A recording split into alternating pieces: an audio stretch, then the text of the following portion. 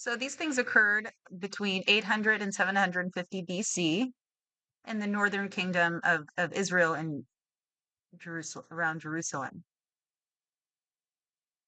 So a prophet lived there, and his name was Jonah.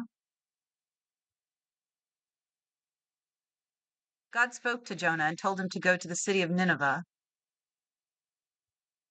and to warn the people there.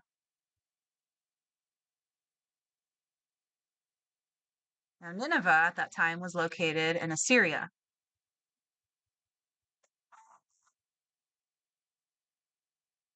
Now, there's a history there. Assyria was a very big kingdom, and they tended to dominate other regions. So they were in power conflict with Israel. So God told Jonah to go to Nineveh, that was in Assyria. So let's see what Jonah did after God told him to go to Nineveh. Hmm.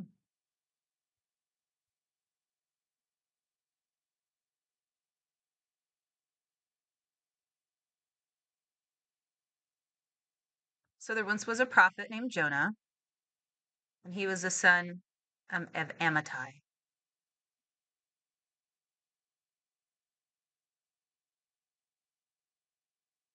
So God told Jonah to go to a city called Nineveh.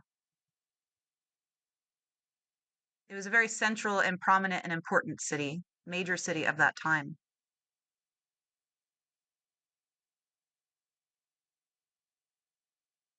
So here is Nineveh in Assyria.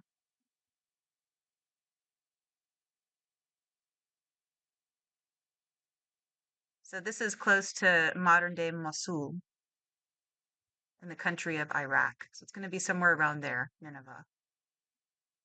So in Jonah's time, Assyria was huge, and the city of Nineveh was very central and important and a major city. It covered about 6 to 8 miles. So Israel, on the other hand, was about 500 or 600 miles away from Nineveh at that time, depending on which road you took, which route. So if someone were going by donkey or camel traveling to Israel from Nineveh, it would take about a month. If a person were on foot going from Nineveh to Israel, it would take about 5 weeks.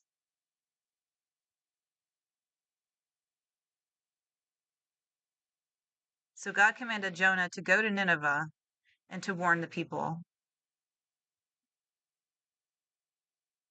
because their deeds were very wicked in God's sight and abhorrent to him. So what did Jonah do? He fled to go to the town of Tarshish, or to the area of Tarshish.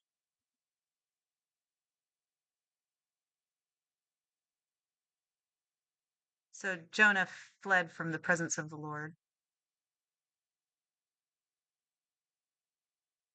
So saying God was there in ASL, we're translating it to English as the presence of God. And you might be thinking, God is everywhere. He sees everything and he knows everything. He's omnipresent and omnipotent. We can't hide from him or avoid him. It's impossible. But it says here that Jonah fled from God's presence. Why does it say that? Now, let me explain. Back in that time, people tended to believe that each region had its own god that ruled over it. So that in Israel had their own god that ruled over Israel. So every area had its own god with a small g. The idea of one overruling God, most people didn't really have that concept yet. Israel believed that God, that Yahweh, was the supreme ruler. They believed that. But in Jonah's time, the Israelites didn't totally understand that God was everywhere, perhaps. Their thinking was limited on that topic.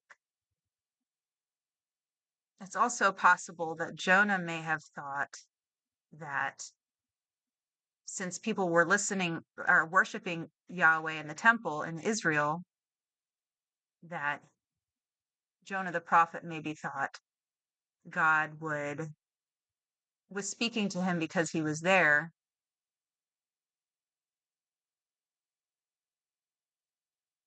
And perhaps they thought that God would only communicate to people in Israel.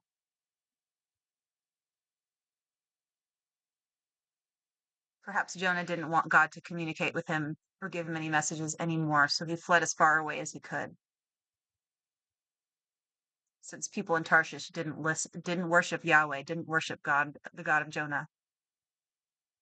It's possible that he fled to another country because people didn't know Yahweh, didn't know God, and that God would leave him alone. Maybe he thought God would choose a different person to send his message. Or maybe he thought if he was as far away as possible,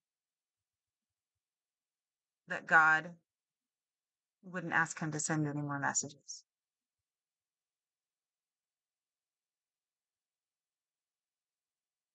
So Jonah went to the town of Joppa, where people were boarding a ship and heading to a place called Tarshish.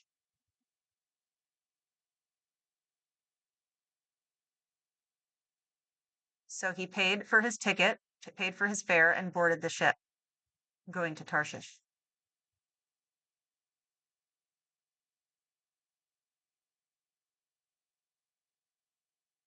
He was fleeing from God. That was his goal. So the boat that Jonah got on was going to Tarshish. So there's two things I want to expand upon. First is that where is Tarshish? Where is that exactly? Present day, we don't know exactly where Tarshish was. We have no way of knowing. So some scholars analyze and suspect that it may have been in southern Spain. Other scholars think no, it was in northern Africa, close to the city of Carthage.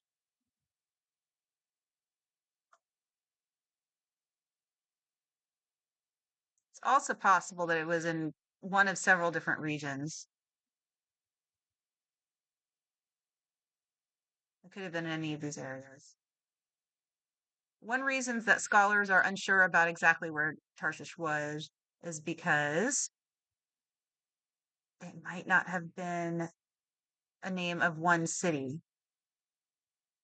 The word Tarshish might have been a type of port that was set up and had a refinery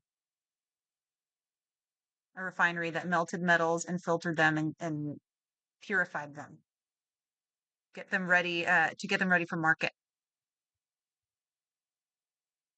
So there may have been a few different ports, all of them set up with metal refineries, all of them called Tarshish, perhaps. So maybe it's the name of the city, a famous city with a refinery. Scholars are really unsure.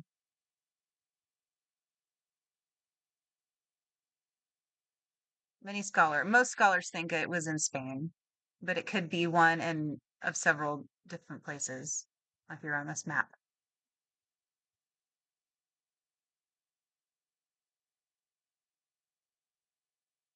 The point was that Tarshish was very far from Israel. So in scripture, it says it was around the time King Solomon was ruling.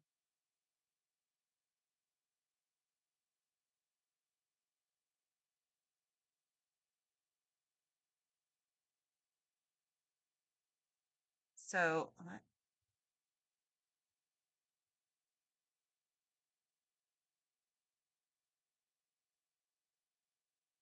so scripture explains that Israel, to go on a boat to Tarshish from Israel, A really circuitous route would have taken about 3 years.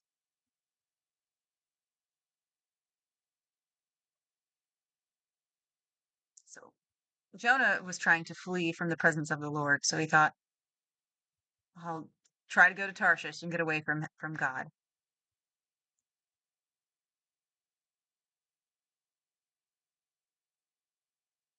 So notice that Tarshish is in the exact opposite direction of Nineveh. So here's Nineveh on the map. So Jonah was supposed to be going in the opposite direction that he was going in. So he was really rebelling against the Lord's command to go to Nineveh.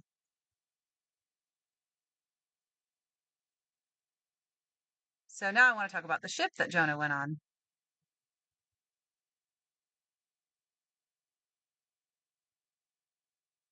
So you may be envisioning something like this, an enormous, like a cruise boat. But back then, that didn't exist. So the ships were much, much, much, much smaller or medium in size, and they looked something like this.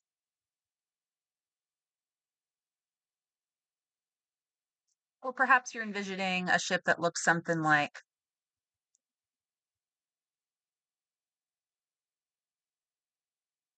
this. But no, it wasn't anything like that.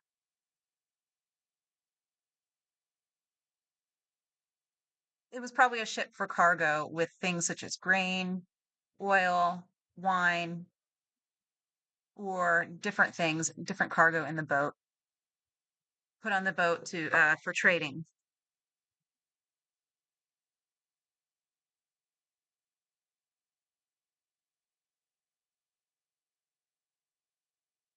So the boat would have to withstand the water and the waves. So it might have been a little bit bigger. It might have had some oars and paddles.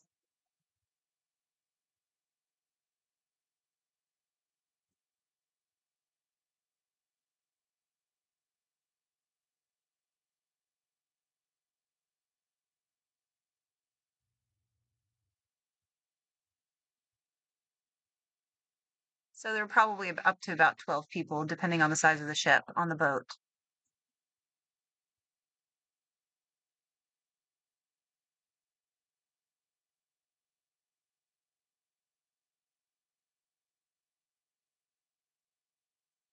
So Jonah got on the boat, and the ship, there was a very big storm, and the ship was being tossed and turned by the waves.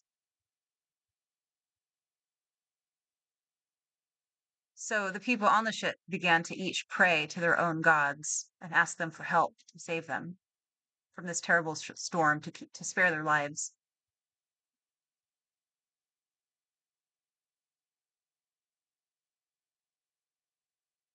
So those on the boat began to take the cargo and throw it off board to lighten the boat.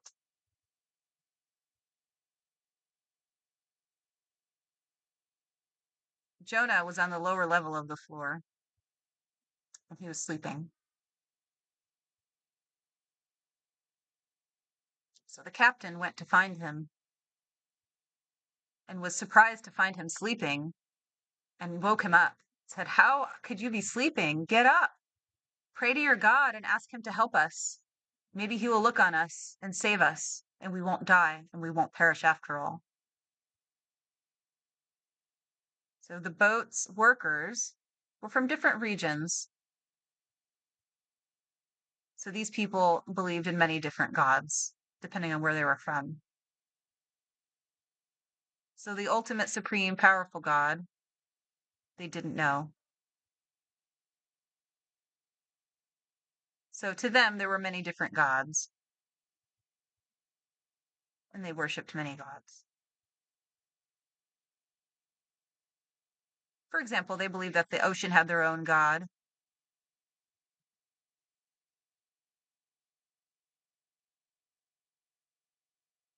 So a god of the ocean would have been a very big, powerful god, and then the god of perhaps a lake would have a different god, a lesser god, and then of a stream might have a much lesser god. So there was like a hierarchy, these gods. The ocean's god had a major, a big god in their minds.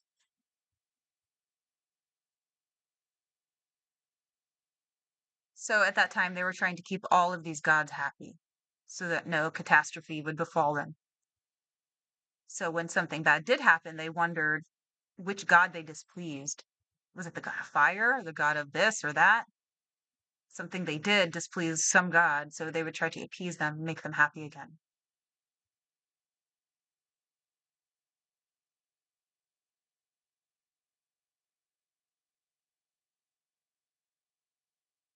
So the people on the ship, they didn't know which god had been displeased, so they were all praying to their own individual gods that they believed in for help. They were hoping that one of them would be the one that would be satisfied and then calm the storm.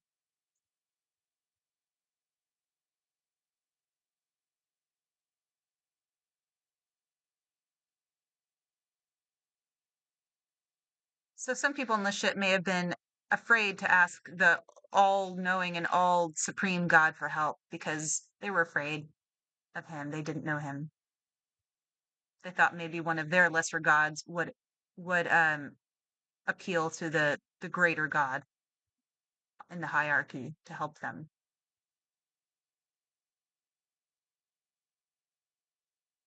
or that their God would appeal to the God that needed to be appeased. So the captain came and woke Jonah up and said, "Pray to your God."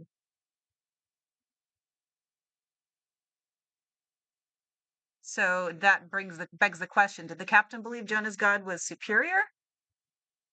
No, it wasn't that. It was that he was just trying to pray to as many gods as he could to see which one would solve the problem, which one was the correct God to ask for help and appease to calm the storm.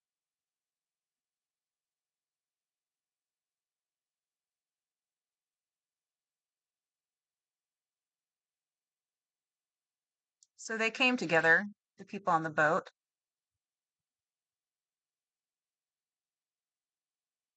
and they didn't know what caused the gods to be upset, which God to be upset with who. So they decided to cast lots to see who was to blame. I want to discuss the term casting lots.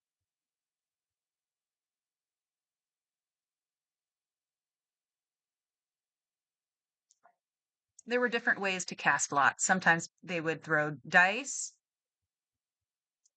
Sometimes they would write names and draw a name,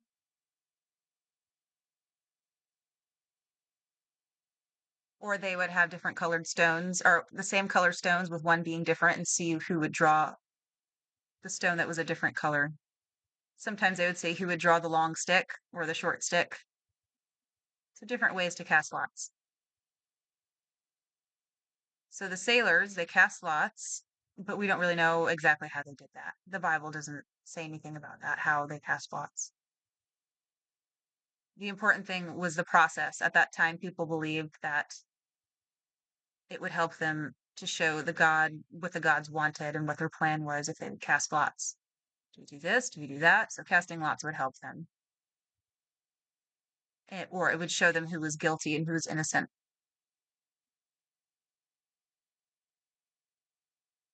We see people doing a similar act in Israel to make decisions.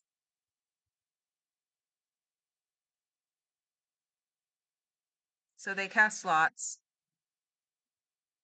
and Jonah was seen to be responsible for the storm. So the other sailors peppered him with questions. Who is your God? Where are you from? What is your home country? Who are your people?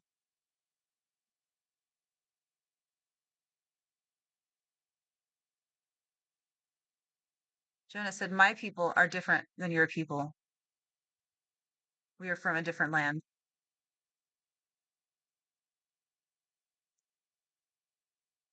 So Jonah explains how his group of people are distinct from their people. This is described with the word Habiru. Translated into English, it could be Hebrew, that his people were Habiru, Hebrew, or Hebrew means foreigner.